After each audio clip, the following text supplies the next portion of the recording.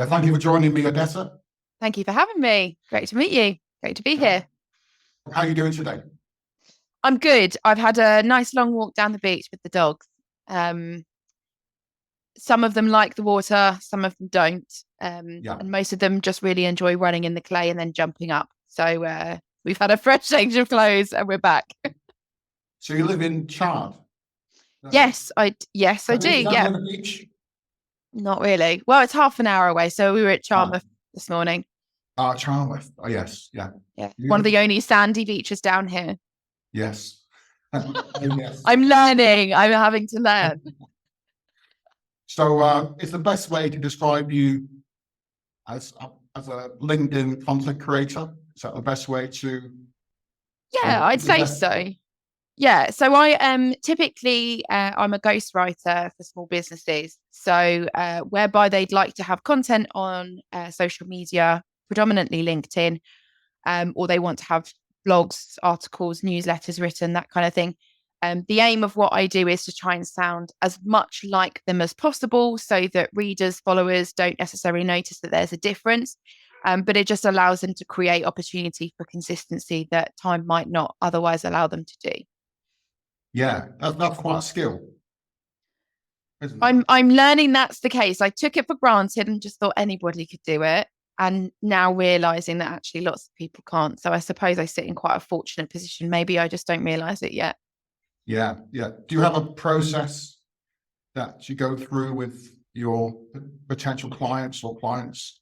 Yeah, so what I so I know lots of other writers sit them down on a video call every single month and record them so that they can take the best sound bites. For me, a lot of the time it's less intense than that. So it might just be a WhatsApp or series of voice notes. Some of my clients I speak to every now and then, but we've got pre-agreed topics. But what makes it the most helpful is that if they do have any kind of content that I can have a read through, or if we do have some kind of connection throughout the months that we're working together, it allows me to pick up on certain vocal patterns, choices of words. Embarrassingly, when I started off, I had a couple of clients who had quite strong accents. So my method of reading back the content to see whether or not it sounded like them was to attempt their accent in the hope that any words that I physically couldn't use or didn't sound quite right would probably best mirror the way that they would express themselves. And 9 times out of 10, there'd be clients who didn't need to edit anything in the content. It was exactly as they would have written it themselves. With a couple of them, it's more sort of compliance things that they needed to be aware of. But for the most part, give me a couple of weeks and the content pretty much sounds like yours and doesn't need to be edited all that much. Wow. Do you have a particular favorite, like vertical or industry you'd like to work with? Um, I'm a big foodie, so what I'd love to be able to do is write a lot more editorial stuff for up and coming restaurants or those looking to promote themselves or telling their sort of brand story. It's a lot more difficult to do and to get into without the kind of experience firsthand. So for me, a lot of the time it's financial advisors and accountants I quite enjoy writing for, purely because it's one of those industries where we think they have this magical knowledge that we never get. And there's a lot of this sort of this disconnection between client and accountant or client and financial advisor because they have information that we don't understand and feel quite intimidated by. So being able to remove a lot of the jargon and make it a lot more simple and accessible to the people who need it the most, I find probably the most rewarding. And I learn a lot in the process, which is always a bonus. Yeah, that's interesting. Because Yeah. I would have thought that would be the most difficult sector to work with because of all the restrictions and Yeah. T's and C's. Yeah, the probably the most difficult I've found in the past, or so I've got some where it's very technical information about a product or about a service. So event spaces I found far more difficult than I expected. I think we assume that, Christmas events, that kind of thing, that's quite a broad topic. But actually trying to find consistent content that's engaging, that gets people to connect with the brand. You've obviously got difficulties of what they can and can't share with client materials that they've organized and that kind of thing. That's probably been one of the most challenging. And anybody where it's very specific, unless I have that information and a list of their ISOs and certifications and stuff like that, it becomes a lot more difficult to sort of dream that stuff up. But for the most part, nobody that I've said, look, I absolutely cannot write this content for you because I've no idea where to start. I've usually got some either misconceptions or preconceptions about it that we refine, and it allows me then to continue writing as normal. Yeah, yeah. I mean, content is so important. Yeah, I must admit, I've had I suppose, a road to Damascus conversion to content. sure. I think mainly because on Facebook, in the old days, you could put out content and it could reach a lot of people. And Yeah. when the reach was cut Mm. on content, it was then Facebook favored paid content. Yeah. But it's interesting with LinkedIn, organic content is really hot, really Yeah. really well. Yeah, I think one really good thing about LinkedIn is it's one of the best places to do the know, like, and trust. And so whilst you can do a lot of that through the business content and building the trust that you know your subject, people also want to know that they can trust you as an individual, which is why it gives a lot more room for personal content, personal sharing, and that kind of thing. And that was really a shift that we saw after the pandemic. I think before then, it had a reputation that it really much stuck to. But you'll find the content trends sort of swing on a pendulum from business like to very personal to somewhere in the middle. So the best thing that people can do before they even start going onto LinkedIn is just to have a listen and see what's going on in the conversations that are already existing and take notice of how they should present themselves. Yeah, yeah. How personal should you go? Should you? I love this question.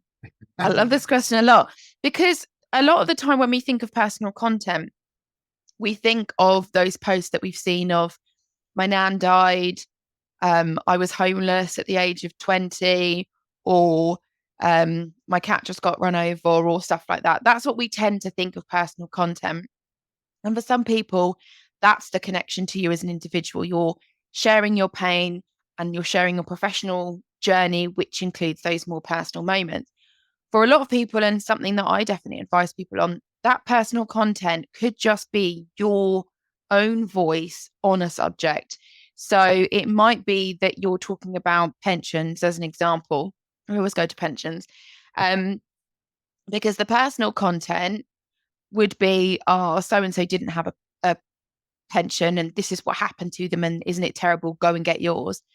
But when I look at personal content, I think, well, it's personal to the individual, but it's also personal to the audience. So it will be the reason why pensions are so important is because of this, this, and this. So it might be that you look at women with their pensions, with estate pensions, and there's a higher percentage of women without the entitlement than there is men. There are women missing out on having a pension because they don't have as much national insurance contribution because of raising children and other reasons why they stay out of the workforce. So it becomes more about what is the personal issue that's going to touch that person's life, that's going to make them connect with the subject that you want to talk about. And how can you show a little bit about yourself as a human to also show that you are approachable and able to have a conversation on that subject. And I think we overcook and overthink our content so much that it needs to be one or the other. But actually being able to talk about our business from where we sit as an individual is probably the most important thing that we should be trying to achieve. Yeah, yeah. Is it possible to speak as a brand, or does it have to be as a person? I think if it's a personal account, if it's your account with your name on it, then you need to talk as a person. I think far too often we utilize those accounts to front our businesses. And of course, we want to get them exposure. Of course, we want people to connect with them. But when you think of your local garage, you don't necessarily think of the brand of the garage. You probably think of the mechanic that you always go and talk to who breaks it down really simply or whatever. And you might then know them by name. And it's those kind of relationships that we build on a day-to-day basis in person that we need to start thinking about how do we connect with them online. So, we think about these examples of big brands like Nike and Mercedes and stuff like that, we often think of the influencer that's attached to them just as much, or if not more. And we follow, I think the individuals that sort of headline those or ambassadors of those tend to have far more followers, because people will always gravitate first to the person and then to the brand. We need to have some kind of connection or way of easing in. It's not true in every example, but for the most part, we do connect with people first. Yeah. So if you were posting on a company page, Yeah. you'd make it like a personal post. Well, with company pages, thankfully for a lot of people, it becomes a lot more different. I mean, that's the space that you can really share tips and tricks and things that you want people to do. That gives you the free rein to be a little bit more salesy than you would otherwise, because people are looking to the brand. And I think if we assume the customer's journey is these sort of various touch points, so it might be that they've met you at a networking event and they'll look at your content. Then there's something that's really interested them, so they'll go and look at your company page to find more sort of substantial content about a subject.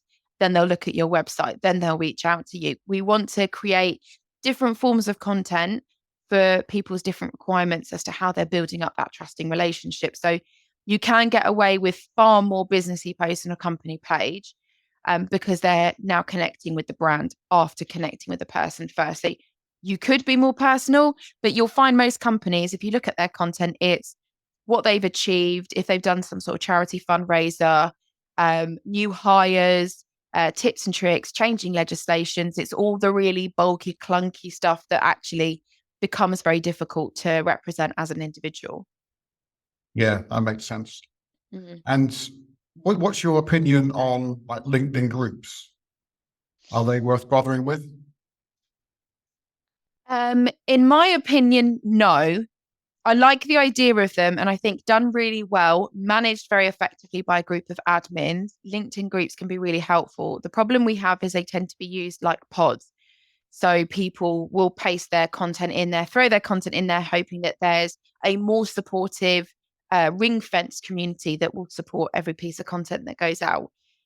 There are some where it is just to try and connect people for more consistent water cooler moments. But again, when you start ring fencing a community online into a part of the platform, you start restricting the time they might have to connect with other individuals and to interact with other users and things like that. So make sure you've got an intention and a purpose for being in that group or for running that group, and just make sure that the rest of your networking still continues outside of it. Sure. And do you use LinkedIn, the professional LinkedIn? Sales Navigator, that kind of thing? Or... So is that any help? So what you're doing?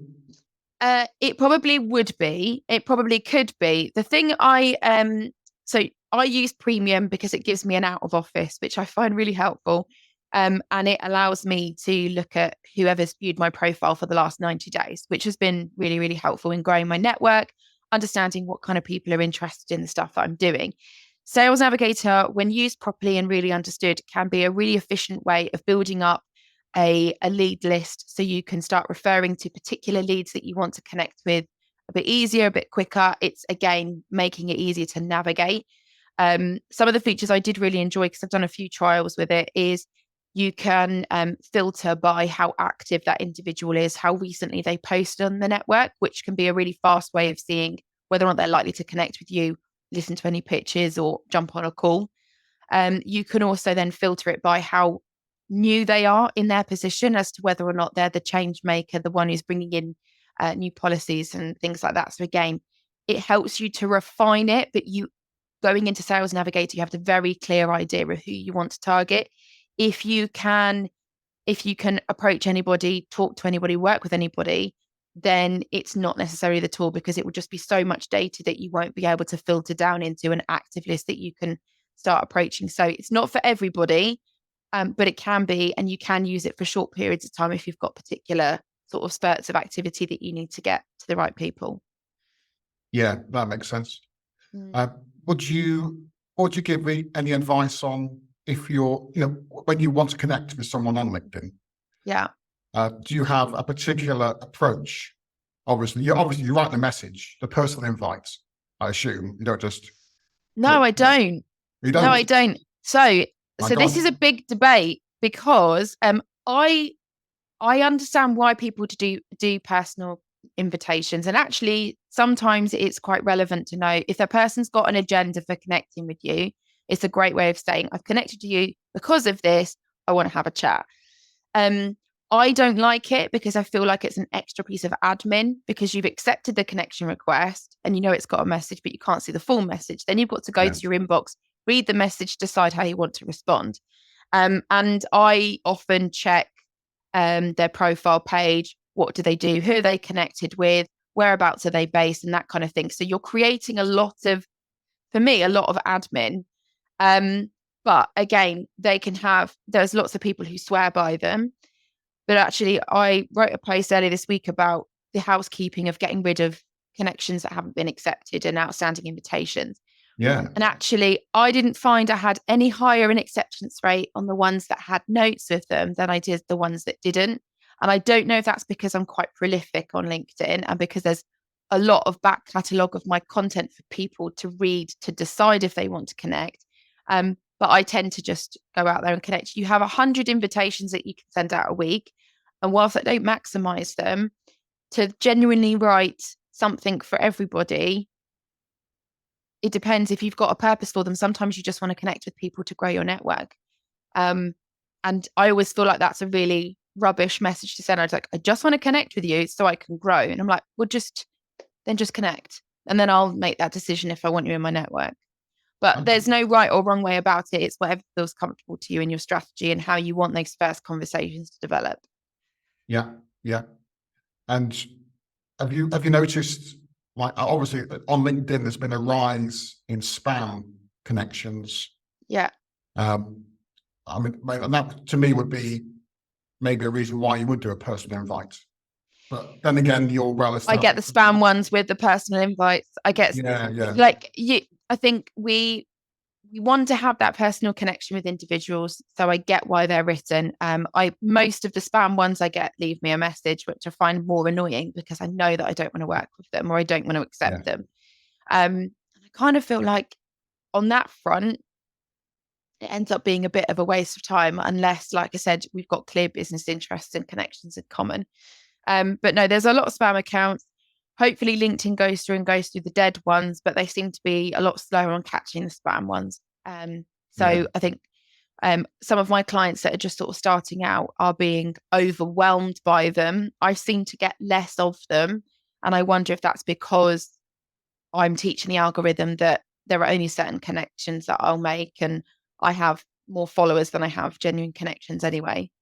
I think most of us, if we've been growing our network organically, would say the same. Sure. Mm. Do you write LinkedIn newsletters for other people? So this is a good one. I would love to write more newsletters on the platform. I've done one or two in the past. Most people are focusing when they come to a newsletter, they focus predominantly on email marketing. So where I'd be happy to, for them, it's more a case of my content on LinkedIn is consistent enough. The way I'm reaching out to people is consistent enough. I want to focus on the offline conversations. And being totally frank, it's the conversations that you have in your DMs and the conversations that you have on Zoom that are the more likely to get you the business anyway. So I can understand why people would want to focus on nurturing that. And I think the problem that we encounter when we spend more time online is that we forget most of our connections need to happen offline. It needs to happen away from the platform. And so if we encourage people to do most of their connecting online, you run the risk of struggling to get back into the real world and knowing that actually there's only so many conversations you can have on the platform, but really you need to be cultivating those relationships in real life for referrals or to actually grow the business with new clients. Yeah, that makes sense. Do you just concentrate on LinkedIn, or do you do content for other social media platforms? I don't do any for other social media platforms purely because when I first started out on social media, and I'm going to show how shut in I was, for want of a better expression. I joined LinkedIn many years ago, never used it because didn't know how to use it and didn't like it. I only started using it in 2021 when I was working for an agency. And then when I started looking for another job, and then obviously doing this. I only joined Facebook, I think it was the December of that year, possibly, because I was looking for a rescue dog. Instagram I've always been on because I use it like a photo book for family and stuff like that. And also as a catalogue, because I've got very young children. So it was quite a good catalogue to remember where we'd been. So if I was having a brain fog and didn't know where to take the children that day, I've got a sort of a visual representation of somewhere I could take them. So it's kind of like an ideas prompt. So I wasn't using any social media for reaching out and connecting with strangers or people I'd spoken to once before, anything else like that. So it's still relatively new to me. I'm probably 2 years into using social media in all forms. Wow. So LinkedIn was a great place to hone my skills. And I thought, as I've spent so much time here, it makes sense to give the best of what I'm able to offer, as opposed to trying to learn other platforms and maybe not performing as well. Sure. And how do you, how often do you think people should post on LinkedIn? Should it be every Again, day? it's such a great question. I love this one because I think there are lots of factors in play here. I think first of all, I would always advise somebody who's relatively new to aim for 3, because it gives you regular touch points. Between 2 and 3, it depends. And for most of my clients do 3. I've got 1 or 2 that do, I've got 3, maybe 3 that do 2 posts a week. And that's purely because they're so busy in their business that 2 posts is about as much as they can find the time for to engage with the comments and engage with other content at that time. I think what we've got to establish is, what reasonably can you afford to give up in your schedule? What time do you have to devote to being on a platform? I think it was the post I wrote today, which is about, if you sit on this platform and you expect things to happen, they won't. You do have to invest time into it, even if there's no financial cost to advertising here or to marketing here. So that's what people need to remember is, if you don't have a lot of time and you can only commit to 1 or 2 things consistently, that's far better than posting once every now and then. So think in the long term, what can you commit to? What's going to be the most beneficial to your schedule? And what can you do really well, as opposed to sort of half-assing and maybe not being able to keep up with? Could you outsource like responding to posts or comments? I've talked to a few people who do it as virtual assistants. They do engagement. I think people are still very funny about the engagement being done for them, because it's quite one thing to write content in somebody's voice. But when you start actually interacting as them, dealing with DMs and things like that, you've now got to think about, what do you understand of their pipeline and their approach? How are they closing business? They've got the industry knowledge that you don't have. And are you going to be able to do that justice? So I've always talked to people about outsourcing it, but for the most part, my clients either do it themselves or really struggle to do it. But it's not really something I ever take over, because it can be quite challenging, and also because it is extremely time consuming. So you need somebody who knows how to do it quickly, but effectively. Yeah, makes sense. It's a lot of trust as well. That I think the big thing we don't talk about with engagement is that what you're then doing is you're allowing somebody to have your user details. So they've got your credentials. They're able to log in as you, connect to people as you. So there's a reason why it's in the terms and conditions for LinkedIn, not to allow anyone to have your access details. And it's really important, if you do trust anybody with it, that you regularly check up with them to make sure they don't have their own agenda with it. Yeah, absolutely. I remember you mentioned in a previous podcast that you'd seen people make spelling mistakes, etc., in posts. Yeah. Like, So I'm one of those. I'm a real stickler for things, and I've only had, in the 2 years I've been posting, I've had 2 posts where somebody have noticed my own mistakes. Nobody's sort of seen them in their own, because I am very fastidious. If I ever see a client's piece of content where I might have missed something, or it auto-corrected, or whatever happened, I would remove the post, rectify it, and reinstate it. I try not to leave any errors on there if I've noticed them. There is going to be there's this margin of error, but we've got spell check and we've got other things, so there's no real reason to. And especially as a professional doing this for other people, it's my job to make sure that it's right. Having said that, a lot of my clients who, when they post on their own, they do make spelling mistakes. So occasionally it's not the worst thing in the world because it reminds people that actually there's a human behind it and they're less likely to assume it's being done by AI or by a ghostwriter. So some of them almost quite like that there is that little bit of humanity in it. But for the most part, I think if you're being paid to do something, you need to do it well. And I don't think we'd stand for mistakes in just about anything else. So why should we have to when we're paying for a service? We expect it to be done right. Yeah, absolutely. What's your view on AI and Oh, ChatGPT? yes, I know this. I really appreciate AI actually. Somebody recently introduced me to Fireflies. I don't know if you've seen it. It's a transcription. You can invite it as like a note taker in your conversations, which can be really helpful because you can get the transcript, but it also gives you a summary of action points from that call. So if you were trying to summarize what needed to be done next, you've got that there, and it also records the transcript for you as well. So those kind of tools I think is really helpful because it's a tool to help you work smarter and to save you time and to make things easier. The only thing I don't agree with, and unfortunately LinkedIn's quite bad at it at the moment, is that we're encouraging AI to do everything for us. So if you've noticed a lot of the updates they've had recently, you can get AI to refine your profile. And if you've ever seen how it tries to do it, it is still pretty poor. You can do AI to write your about section. You can do AI responses. And when you open a post to start writing, you could have one written by AI as well.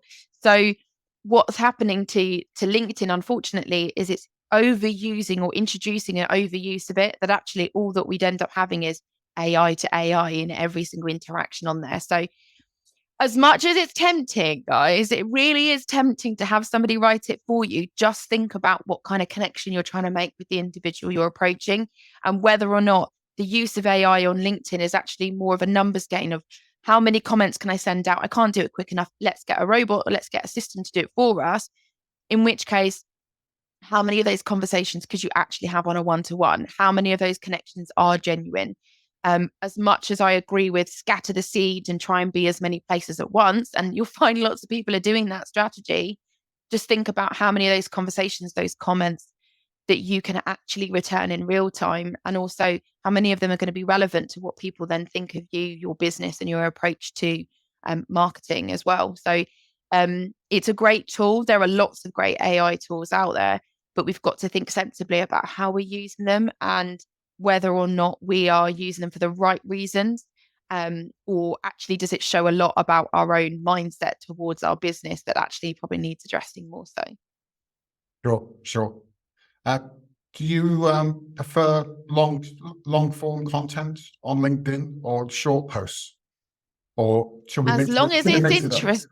Yeah. So I worked for an agency and we worked out that there are 16 different types of posts that you can have out there. You've got your long form, your short form, you've got your video, you've got your GIF, you've got your, like, there's so much variety that yes, you need to have a mix of lots of them.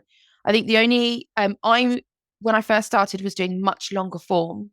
I've shortened mine anyway because people are time poor. We've got to accept that.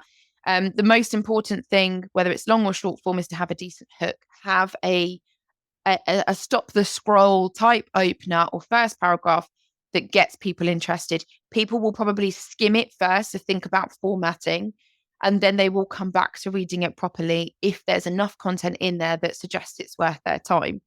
For my clients, I tend to write shorter purely because, and somebody gave this feedback when they read some of the content I've been writing, it's that every word in that post has to have a purpose and an intention. You've got to choose your words carefully. We've got to think about what picture it builds for your ideal client or prospect or the audience around you. What does it say about you? And therefore be a lot more intentional with the content that we're putting out there. And I think intention is far better than the end result in a lot of cases. Because if you really thought about it and about how the user is going to get value from it, then I think you will write good content that people can then interact on. And I think that's what we should be worrying more about than how long it is. I've read some really long pieces that have been superbly written and I don't mind spending time. And then there's long pieces because somebody didn't have the reason why, and it's sort of waffly as to how they've come to the end point because they're writing as they're thinking, as opposed to writing knowing what they want the outcome to be. Yeah, I've seen that. Mm. And you see a lot of people when they're writing posts, they write a bit and get to the we have to click more, read the rest of it. Is that a good tactic? So it's like a come on. Yeah, I think Writing hook at the top, and then it makes you want to click more and read the whole post. Yeah, I think we just need to be sensible about what we want people to get out of it. Like, there's lots of clickbait out there. Of course there is. There's lots of people who know how to do this and know how to do it well. So there's a hook that can be, I think somebody recommended doing 6 words in a hook, which is difficult to do. But it's that whole thing of, if you had to ask them the question, what is the question you want to ask? So if you want to, like a post I wrote about, having a will, for example, what you really want to know is, do people have wills? And why do you write a will? There's no point a really fluffy, completely irrelevant hook and opening and stuff like that to get into the crux of it. You can just simply start with a statistic of, I don't know, something like, I think it's only 44% of adults in the UK have a will. That's a startling statistic. People are going to want to know why you've shared it and what you're going to tell them that might make them stop being the other, 56%. So thinking about what's going to make people interesting, people scroll through content all the time. So you need to have something that's going to grab their attention. It's why selfies work so well. If you don't have decent content, that's why people go to selfies, because there's the whole psychology of anybody looking straight at the camera. When you make eye contact, you're more likely to stop. It's that whole human connection thing. Yes. So the psychology of understanding how we interact with each other really helps when writing content and game playing, for want of a better phrase, when it comes to what kind of content we're putting out there. But you will, it's the process I followed. If you ask enough for feedback on the content from the people who keep coming back, you'll understand what works well and what doesn't. And you have to take some of that criticism on board. If you continue writing the same thing, I mean, the ideal thing would be, if you looked at your content in 6 months' time, you want to see that there's been improvement in style or in format or the rate of engagement. So try and make sure that you're always trying to move things that little bit further forward and learning from what works well and what doesn't. Sure. Well, what would you say would be the best key performance indicators for LinkedIn? Because obviously it's not direct selling, so it's going to be something which is more subtle than that. Yeah, I think so, because I argued with the client recently, because I said I have no objective data to prove that what I'm providing for clients is successful. Because yes, you've got some metrics, but people don't just network online, or they don't just network on LinkedIn, or the people who interact with it or don't interact with it become clients. And there's so much that we don't see happening behind the scenes. So some of my clients do very little networking online, but what's written online has helped them when they go into face-to-face meetings, because there's this back catalogue. So for me, I think the biggest metric that we should all be interested in is the quality of the conversation, whether that's starting a conversation in real life or that's a conversation that's online, and you're getting lots of engagement on a post. I think look at what you're talking about. What kind of questions are you asking? Are they the ones that people are thinking of? Are they things that people can get involved with? I, on my own content, tend to do like a 3-question rule, where the first question might be very specific to the topic I've just talked about. The next one might be a little bit more general so that anybody can answer it. And then the last one might be a little bit more personal, or a little bit sillier, or just easier to connect with, so that if you're not an ideal prospect and you can't answer the first one, and you don't really want to share your opinion on the second one, then there's still something that you can engage with. And the mentality we all need to get into is, what do I want the audience to say? How do I want them to engage with it? If you want them to give you an answer, or you want them to give you feedback, you've got to be asking the right questions and make it easy for them to respond. Okay. Now I'm going to do a crunching gear change now. Okay, brilliant. Handbrake turn. Love it. I'm just going to ask you a few questions, more personal but silly questions, maybe. Sure. Go for it. So I've heard that you like opera. I love opera. Yeah. So Can you tell straight away? Like, yeah. so which is your favorite opera?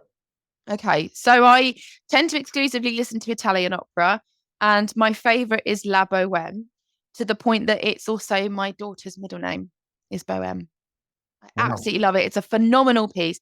Puccini is one of these incredible individuals who mixes music and emotion with drama, and opera is this brilliant thing where you've got the theatrics that we love about the theatre with music, and there's just this wonderful combination of the two things without it feeling like it's a musical, which some people really can't stand. But no, opera for me is brilliant. I don't listen to enough of it. I would love to go and see more of it. I made it my challenge when I was coming off maternity leave to learn a couple of arias in Italian, just to keep my brain working. But I think it's one of these, it's a love-hate thing for lots of people. We think it's very elitist and it's very separatist and that kind of thing. I think give it a listen with an open mind, but closed eyes, and just see what happens. But I think it's pretty magical. Yeah. Wow. And I heard also that you sing. Yeah, I do sing. Yeah. Ask you to sing if unless you want. No, no. No. I've got a very good friend who does an open mic night in Sidmouth on, I think it's the third Thursday of every month. And I am the only person there who doesn't play an instrument. So if I perform, it has to be a cappella, which is terrifying. But no, it's really good fun. And actually, I'm trying to teach this to my children because some of them are good singers and some of them not so much. They're triers. They're triers, I think is the best way to describe it. But it's one of these things that, you know what it's like, you've got a tune in your head and whatever, and there's nothing more frustrating than when you can't vocalize it and you can't hum it or sing it or whatever. We get really caught up that we don't know the next line. So for me, I think music is about self-expression. It's about spontaneously outflowing that creativity, and whether you're a good singer or a bad singer is sort of irrelevant. But no, I absolutely love singing. I don't think I'm ever that quiet, to be fair. There's always something going on. Even if I'm just singing about what I'm doing, there's always something going on. Do you like any contemporary music?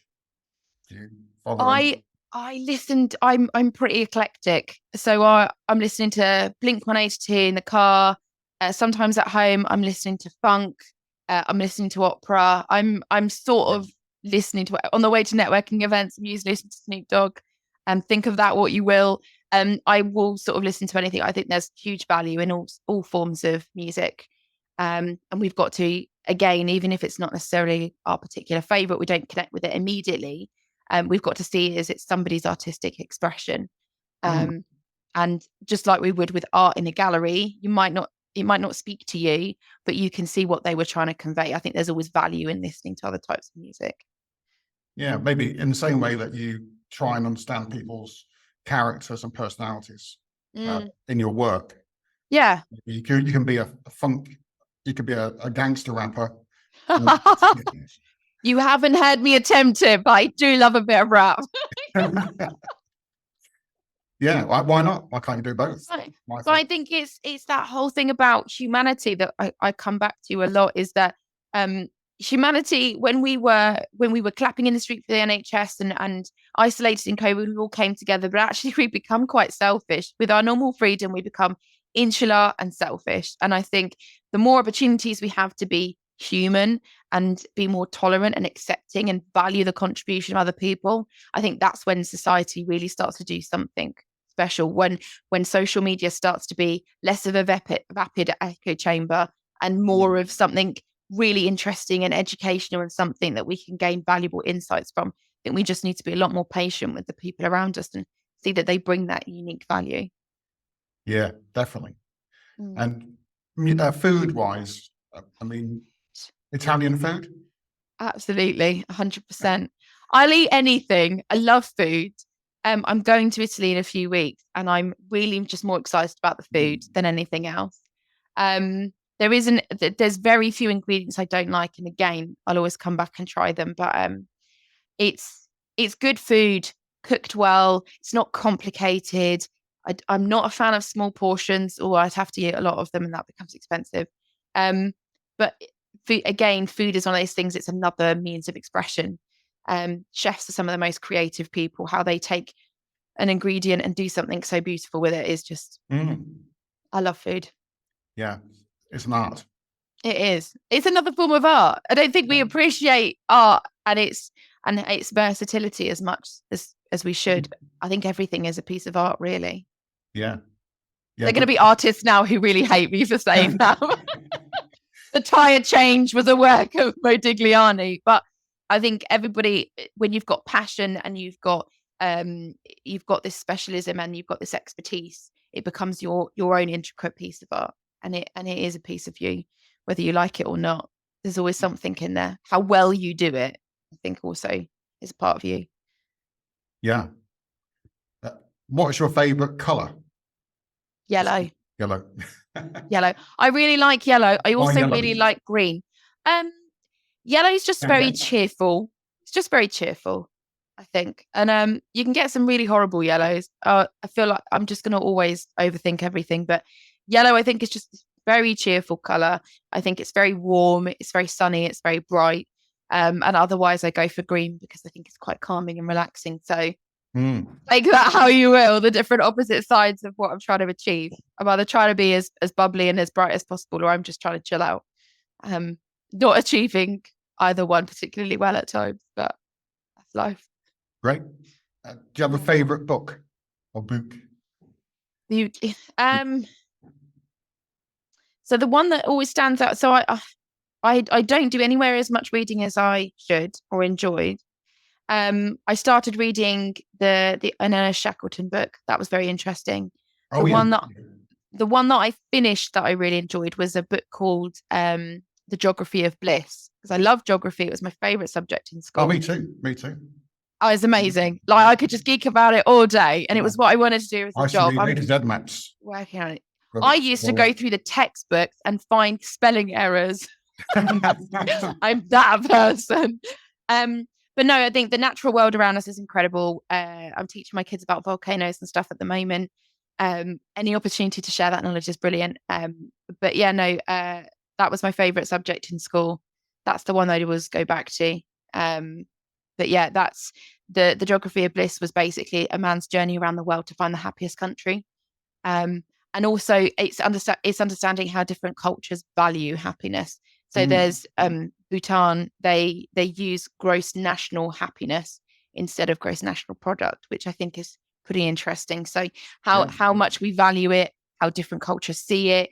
I think they recommend that some of the former Soviet countries are maybe the least happy. But I also think there are some gems to be found in those places that we just don't know what we're looking for. And happiness means different things. It's not always financial security. It could just be that you've been able to put food on the table that day. We've got to have that humility with our happiness as well. Yeah. Did they find, or did he find the most? I think it was Bhutan. They do seem pretty happy out there. Maybe it's the lack of oxygen. It's difficult to say. But where's it again? Is it? It's one of the Himalayas. Yeah. Yeah. Might be. You never know. Do you have a kind of motto or quote that you particularly like? It's one I've had to simplify because the original quote's quite long. But basically, my motto is to leave people better than I found them. It came from a scene in Shall We Dance where it's about being a witness to other people's lives, and knowing that you have this rare moment with an individual. It might not happen again. So how can you make them feel more positive about themselves or their circumstances when you leave them? And how can you sit in that moment with them and really live that moment with them, witness what they're going through and appreciate that you've had a rare glimpse into somebody's life, even for a brief moment. So I think we have much more of a responsibility to those around us than I think we take seriously, and to start valuing the time that we have with individuals just because we've been granted that opportunity. Wow. Okay. So that's brilliant. So coming to the close of the interview. Sure. What are you up to these days? What projects are you up to? So I've got a couple of collaborative projects because I bit the hand that feeds me and said that women don't collaborate very well. So I've got a couple of collaborative projects where I'm adding the content writer's perspective on putting content out there. I've got a couple of websites that I'm doing, which I'm quite enjoying. One of them's for a property company. which is quite interesting. It's an opportunity to learn the area a bit better because I've only lived in the Southwest for just over a year. But yeah, a few things like that. I'm quite interested to see the direction that I can take the business next. It's something that I've had a lot of consultation on, but nothing's really sort of lit me up and helped me to decide where it's going next. So trying to find what I could be doing next and taking opportunities to be inspired, I suppose, is the best way to describe it. Yeah. And you do LinkedIn lives? Yes, so I was doing them up until the summer and then kids. So I will be bringing them back. The aim is to go back to where it started, which was a more honest look at running a business, what it means to be a business owner and the things that we really struggle with. Not necessarily speaking always from the wound and the struggle, sometimes talking from the scars and the opportunities to have healed past it, but just trying to show people that actually it's harder than we give ourselves credit for. And there's lots of people who couldn't do what we were able to do. And actually that should be celebrated, and we should be sharing more of those triumphs and those lessons with each other to make this journey a hell of a lot easier than it currently is. Sure. Yeah. Yeah. And what's the best way for people to contact you? I guess it's LinkedIn. Probably LinkedIn. Probably LinkedIn. Yeah, it's a bit of a rote question, but it is. It's yeah, no, LinkedIn's definitely the best place. I've got a project that I've got a project at the moment where I'm trying to help people with content in a sort of power hour type capacity. And that's, again, people that I tend to be finding on LinkedIn. So LinkedIn's probably the best place. Brilliant. Okay. I appreciate your time, Odessa. Thank you very much for the opportunity. It's been fantastic. I really appreciate it. Thank you. Yeah, that's been really good. Hopefully people who watch this will find it very helpful. I'm sure they will. Brilliant. Thank you ever so much. That's right. I will see you soon. Yes, likely.